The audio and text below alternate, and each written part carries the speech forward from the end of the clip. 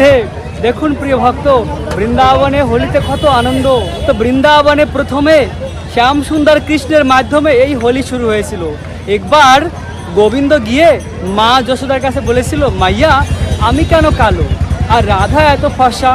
তখন মা যশোদা কৃষ্ণকে বলেছিল, তুমি ওই পূর্ণিমার দিনে রাধারানী আর গোপিকাদের আবির লাগাও। তো কৃষ্ণ সেই পূর্ণিমার দিনে আবির লাগিয়েছিল, আর সেই থেকে বৃন্দাবনে হোলি উৎসব। এই হোলি উৎসব নিয়ে আরও অনেক লীলা আছে, আজ আমরা শ্রবণ করব। দেখুন প্রিয় ভক্ত, বৃন্দাবনের প্রতিটি ভক্ত হোলির আনন্দে মেতে আসে। ঠিক এই মুহূর্তে আমি রয়েছি বৃন্দাবনের মদন মোহন মন্দিরের সামনে। তো আজকের ভিডিও আমরা এই মদন মোহন মন্দির থেকে শুরু করব এবং বৃন্দাবনের আরও অনেক দুর্লভ স্থানকে দর্শন করব আর হোলির আনন্দ উপভোগ করব। মদন মোহনের সামনে থেকে এখন আমরা এসেছি যমুনা দেবীকে দর্শন করার জন্য। এই হলো বৃন্দাবনের যমুনা দেবী। হোলির আনন্দে পুরো বৃন্দাবন মেতে আসে। ভগবানের মধুর লীলা রয়েছে এই হোলি নিয়ে। তাছাড়াও এই হোলি নাম কি করে হলো, এই সকল লীলা কথা আমরা শ্রবণ করব। প্রিয় ভক্ত, বৃন্দাবনের প্রতিটি স্থানে পা রাখার জায়গা নেই, এত ভক্ত এখন হোলির সময়। তো বৃন্দাবন ধামে প্রথমে এই মধুর লীলা শুরু হয়েছিল। গোবিন্দ তার প্রিয় গোপিকাদের আবির লাগিয়েছিল আর তারা বিভিন্ন রঙে রূপান্তরিত হয়েছিল। যেমন শ্যাম সুন্দর কালো রঙের, শ্যাম সুন্দরকে হলুদ রঙের আবির লাগিয়েছে। তখন শ্যাম সুন্দর আবার রাধারানীর গায়ে রং হয়েছে, আবার রাধারানীকে কৃষ্ণ নীল বর্ণের আবির লাগিয়েছে, তখন রাধারানী আবার নীল বর্ণ হয়েছে। এরকম তারা এই মধুর আনন্দ করেছিল বৃন্দাবনে। তাই তো সেই যে রাধা কৃষ্ণের মধুর লীলা হয়েছিল, সেই লীলাকেই অনুসরণ করে আজ ব্রজবাসীরা অনেক আনন্দ করে। এত আনন্দ হোলির সময়। তো যমুনা দেবীকে এখন আমরা দর্শন করছি। এই মুহূর্তে রয়েছি বৃন্দাবনের কেশিঘাট। এই কেশিঘাটেই শ্যাম সুন্দরের অনেক মধুর লীলা রয়েছে। গোবিন্দ কেশিঘাটের পাশে যমুনার ধারে কদম গাছে উঠে বাঁশি বাজাতো আর তার মধুর বাঁশির সুর। এবং কৃষ্ণ এই স্থানে কেশিঘাটে কেশি নামক দানবকে বধ করেছিল। কেশি দানবকে এই স্থানে বধ করেছিল, তাই এই স্থানের নাম হয়েছে কেশিঘাট। আর ভগবানের অনন্য ভক্ত রূপ গোস্বামী বর্ণনা করেছেন, যদি কেউ এই সংসারকে ভোগ করতে চায় তাহলে সে যেন কখনো বৃন্দাবনের এই কেশিঘাটে আসে না। যদি কেশিঘাটে এসেও পড়ে, যদি শ্যাম সুন্দরের একবার দর্শন হয়ে যায় তাহলে সে এই সংসারকে আর ভোগ করতে পারবে না, তাহলে সে শ্যাম সুন্দরের ভক্ত হয়ে যাবে। এরকম এই কেশিঘাটের মহিমা রয়েছে। গোবিন্দ নিত্যকাল বিরাজমান এই স্থানে। আমরা কেশিঘাট এবং যমুনা দেবীকে দর্শন করে এখন এগিয়ে যাচ্ছি ইস্কন মন্দিরের দিকে। ইস্কন মন্দিরের সামনে অনেক আনন্দ হচ্ছে। ওখানে ভক্তরা এত আবির নিয়ে আনন্দ করছে, সে আনন্দের কোনো তুলনাই নয়। প্রিয় ভক্ত, এখন আমরা যাচ্ছি ইস্কন মন্দিরের সামনে, যে স্থানে ভক্তদেরকে দর্শন করব, আমরা আবির খেলবো, হোলির মহা উৎসবে আমরা আনন্দ উপভোগ করব। ভক্তরা মিলে কত আনন্দ করছে এখানে। তো অনেক ভক্তরা এসে আমাকে আবির লাগালো। তো বৃন্দাবন ধামে ঠিক যে স্থানে রয়েছি, এই স্থান হলো রমন রেতি। রমন রেতি মানে কৃষ্ণ বলরাম, হ্যাপি হোলি, হ্যাপি হোলি। কৃষ্ণ বলরাম এই স্থানেই রমন করতো, আর সেই স্থানেই শিল প্রভুপাদ ইস্কন মন্দির বানিয়েছে। এখানে কৃষ্ণ বলরামের খুব সুন্দর মন্দির রয়েছে। তো এই স্থানে ভক্তরা অনেক আনন্দ করছে। দেখুন প্রিয় ভক্ত, এখানে হাজার হাজার ভক্তরা একসঙ্গে হোলির আনন্দ করছে। ভগবানের অনন্য ভক্ত অভয় চরণার বৃন্দ ভক্তিবেদান্ত স্বামী প্রভুপাদ, যিনি কলকাতাতে জন্মগ্রহণ করেছিলেন, তিনি এই জগতের সকল স্থানে কৃষ্ণ মন্দির স্থাপন করেছেন, সকলকে ভগবানের ভক্তি দান করেছেন। এবং বৃন্দাবনেও এই মন্দির শিল প্রভুপাদ বানিয়েছেন। দেখুন, বৃন্দাবনের এত সুন্দর জায়গায় এই ইস্কন মন্দির বানিয়েছেন শিল প্রভুপাদ।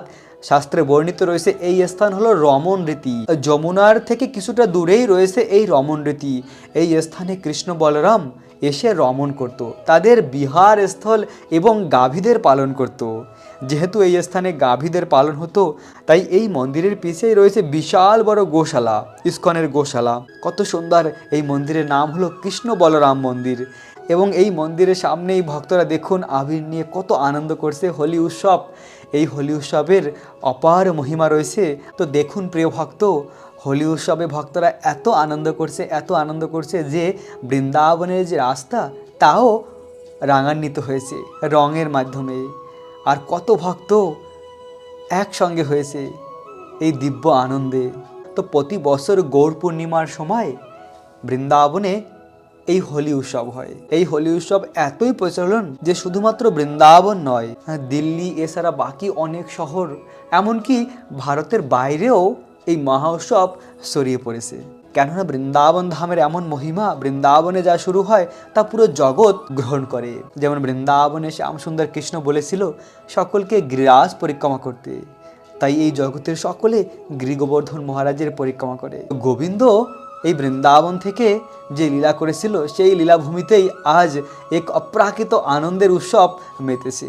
ভক্তরা দেখুন পৃথিবীর বিভিন্ন স্থান থেকে এসেছে এই হোলি উৎসবের আনন্দ করার জন্য।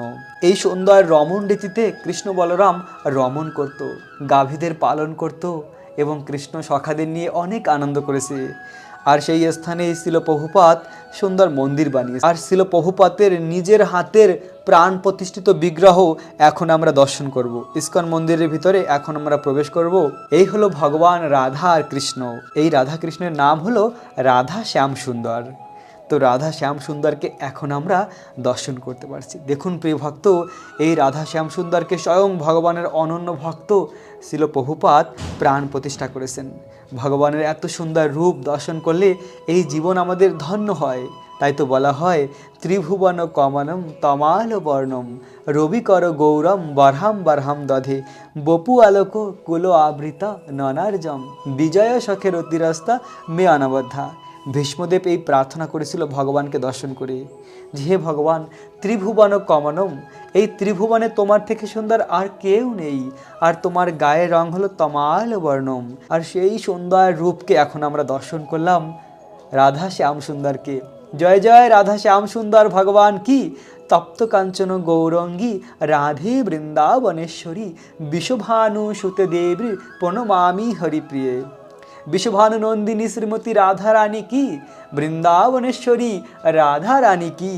মহা মহা হোলি উৎসব কি, বৃন্দাবনের আনন্দ কি। প্রিয় ভক্ত, বৃন্দাবনের আনন্দের কোনো শেষ নেই। এখন আমরা এগিয়ে যাচ্ছি এই সুন্দর বৃন্দাবনের রাস্তা দিয়ে প্রেম মন্দিরকে দর্শন করার জন্য। আমরা দেখব এখন গিয়ে প্রেম মন্দিরের সামনে ভক্তরা এখন কি করছে, ভক্তরা কীরকম আনন্দ উপভোগ করছে হোলির সময় প্রেম মন্দিরের সামনে। প্রেম মন্দিরের সামনে তো যেতেই হবে। তো এখন আমরা এসে পৌঁছেছি প্রেম মন্দিরের সামনে, কেননা প্রেম মন্দিরটি অতি সুন্দর একটি মন্দির। বৃন্দাবনের এই মন্দিরটি সকলে জানে। প্রেম মন্দিরকে দর্শন করার জন্য পৃথিবীর সকল স্থানের ভক্তরা ছুটে আসে একবার ভিতরে গিয়ে দর্শন করার জন্য। যদিও এই মন্দিরটি অনেক সুন্দর পবিত্র স্থানে, বৃন্দাবনের প্রাণ এই স্থানে এই সুন্দর প্রেম মন্দির, কিন্তু ভিতরে যে বিগ্রহ রয়েছে বিগ্রহের অভাবে সেবা পূজা হয় না। যেভাবে ইস্কন মন্দিরে ভগবানের এত সুন্দর সেবা হয়, মনে হয় সাক্ষাৎ রাধাকৃষ্ণ দাঁড়িয়ে আছে। আর ইস্কন মন্দিরে অষ্টপ্রহর 8 বার ভগবানকে ভোগ নিবেদন হয়, প্রতিদিন ভগবানের শৃঙ্গার হয়, অর্চন হয়, ভগবানের আরতি হয় 8 বার। এত সুন্দর ভগবানকে সেবা করা হয়, তাই সেখানকার বিগ্রহ এত সুন্দর দেখায় ইস্কন মন্দিরের। কিন্তু এই প্রেম মন্দিরটি অনেক অনেক সুন্দর, অনেক পবিত্র স্থানে, কিন্তু এখানকার যে বিগ্রহকে ওভাবে সেবা পূজা করানো হয় না। তাই মন্দিরের মধ্যে গিয়ে ভগবানকে দর্শনে অতটা আনন্দ আসে না, কিন্তু মন্দিরের আশেপাশে খুব আনন্দ। তো মন্দিরের সামনে এখন হাজার হাজার ভক্ত একসঙ্গে হোলি উৎসবে একে অপরকে হোলি লাগাচ্ছে আর তারা মহা আনন্দে এই দিনটিকে অতিবাহিত করছে। প্রিয় ভক্ত, এখন আমরা জানবো যে এই হোলি উৎসব কিভাবে নামকরণ হলো। এই উৎসবের নামকরণ কেন হোলি উৎসব হলো? এর কারণ হলো ভগবানের এক অনন্য ভক্ত রয়েছে যার নাম হলো প্রহ্লাদ মহারাজ। প্রহ্লাদ মহারাজকে রক্ষা করার জন্য ভগবান প্রকাটিত হয়েছিল। কেন ভগবান প্রকাটিত হয়েছিল না, তার শুদ্ধ ভক্ত প্রহ্লাদ মহারাজকে তার পিতা হিরণ্যকশিপু অনেক টর্চার করেছিল, প্রহ্লাদ মহারাজকে অনেকভাবে কষ্ট দিয়েছিল। প্রহ্লাদ মহারাজের কি অপরাধ ছিল না, তিনি বিষ্ণু ভক্ত, আর তার পিতা হিরণ্যকশিপু বিষ্ণুকে তার শত্রু ভাবত। যদিও ভগবান বিষ্ণু কারো শত্রু নয়, তিনি সকলের বন্ধু। সুহৃদানম সর্বভূতানাম, ভগবান সকলের সুহৃদ, কিন্তু আসরিক বুদ্ধি যখন হয়ে যায় কারো, তখন ভগবানকেও কেউ শত্রু মনে করে, যেমন হিরণ্যকশিপু মনে করেছিল। হিরণ্যকশিপু জানতো না যে তার আসল শত্রু তার হৃদয়ের মধ্যে রয়েছে, তার মনই তার আসল শত্রু। ভগবান তার শত্রু ছিল না, কিন্তু ভগবানকে শত্রু ভেবে তিনি দেখলেন তার একমাত্র পুত্র প্রহ্লাদ ভগবানের আরাধনা করছে, ভগবানের নাম কীর্তন করছে। তখন হিরণ্যকশিপু প্রহ্লাদ মহারাজকে অনেকভাবে মারার জন্য চেষ্টা করেছিল, বিভিন্নভাবে ভগবানের এই শুদ্ধ ভক্তকে মারার চেষ্টা করেছিল, কিন্তু ভগবান প্রহ্লাদ মহারাজকে রক্ষা করেছে। এবং শেষ পর্যন্ত আর কোনো উপায় না দেখে হিরণ্যকশিপুর বোনের নাম ছিল হোলিকা, আর ওই হোলিকা বরদান পেয়েছিল যে প্রচণ্ড আগুনের মধ্যেও তার শরীর দগ্ধীভূত হবে না, পুড়ে যাবে না। তো সেই সুযোগ নিয়ে হিরণ্যকশিপু হোলিকাকে বলেছিল যে তুমি প্রহ্লাদকে কোলে নিয়ে জ্বলন্ত অগ্নির মধ্যে প্রবেশ করবে। তো এভাবে ভগবানের এই শুদ্ধ ভক্তকে মারার জন্য হোলিকা ওই জ্বলন্ত অগ্নির মধ্যে প্রবেশ করেছিল। আর ভগবানের কি নিয়ম দেখুন, যাকে মারার জন্য এভাবে চেষ্টা করেছিল কিন্তু উল্টা হয়েছিল। প্রহ্লাদ মহারাজকে মারার জন্য হোলিকা চেষ্টা করেছিল, কিন্তু উল্টা হোলিকা ওই আগুনের মধ্যে দগ্ধ হয়েছিল। আর সেই থেকে এই উৎসবের নাম হয় হোলি উৎসব, যেহেতু হোলিকা দগ্ধ হয়েছিল। হোলিকা যেহেতু ওই আগুনে দগ্ধ হয়েছিল, তাই আজও বৃন্দাবনে ভক্তরা এভাবে আগুন জ্বালিয়ে হোলিকা দহন করে, হোলিকাকে আগুন লাগায়। কেননা ভগবানের শুদ্ধ ভক্তকে মারার চেষ্টা করেছিল, উল্টা তিনি নিজেই দগ্ধ হয়েছিল। তাই ভগবানের ভক্তকে কখনো কষ্ট দেওয়া উচিত নয়, কেননা ভগবানের ভক্তকে ভগবান নিজে রক্ষা করে। তো সেই থেকে এই উৎসবের নাম হয় হোলি উৎসব। তারপরে হিরণ্যকশিপু প্রহ্লাদ মহারাজকে আরো বেশি টর্চার শুরু করেছে। রাজপ্রাসাদে ডেকে তিনি বলেছিলেন, কোথায় তোমার বিষ্ণু? তিনি কি এই খাম্বার মধ্যে আসে? তখন প্রহ্লাদ মহারাজ বলেছিল, আমার ভগবান সর্বত্র রয়েছে, এই খাম্বার মধ্যেও রয়েছে।